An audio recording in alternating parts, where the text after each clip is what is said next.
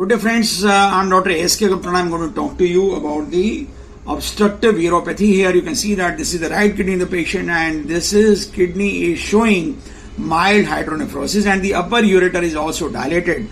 If I try to show you the other kidney, we find that there is a moderately severe hydronephrosis in the other kidney and this kidney is also compromised and this patient's renal function is also compromised. His urea and creatinine are raised and he is a young patient around 45 years of age. So what is the cause which is causing hydronephrosis and renal compromise in both the kidneys?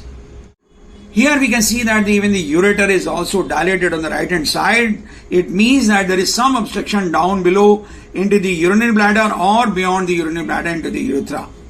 We find that the renal vascularity outlining on the right hand side as well as on the left hand side is compromised because of the obstructive uropathy. And this is the urinary bladder of this patient. And what do we see in the urinary bladder? We find that the mucosa is irregular and the mucosa is thickened. It means that the patient is having cystitis. You can find that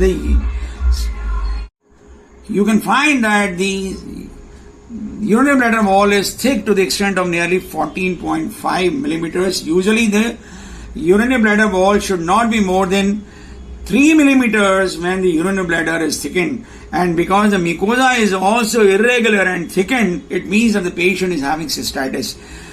It all suggests that the patient is having obstruction beyond the urinary bladder because both the kidneys are having hydronephrosis, both the ureters are dilated, even this cystitis is present.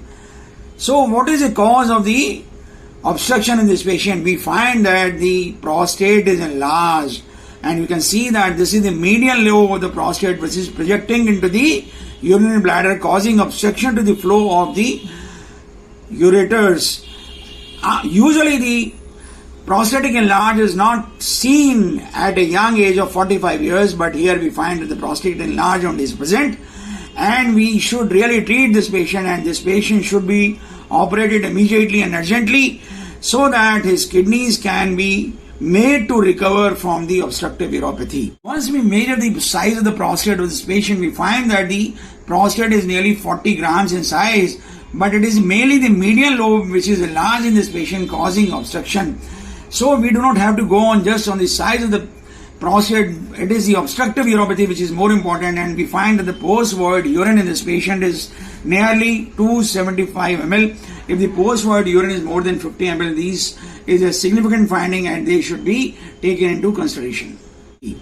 I hope you like this video. In case you like it, please do subscribe to our channel. Do not forget to press the like button.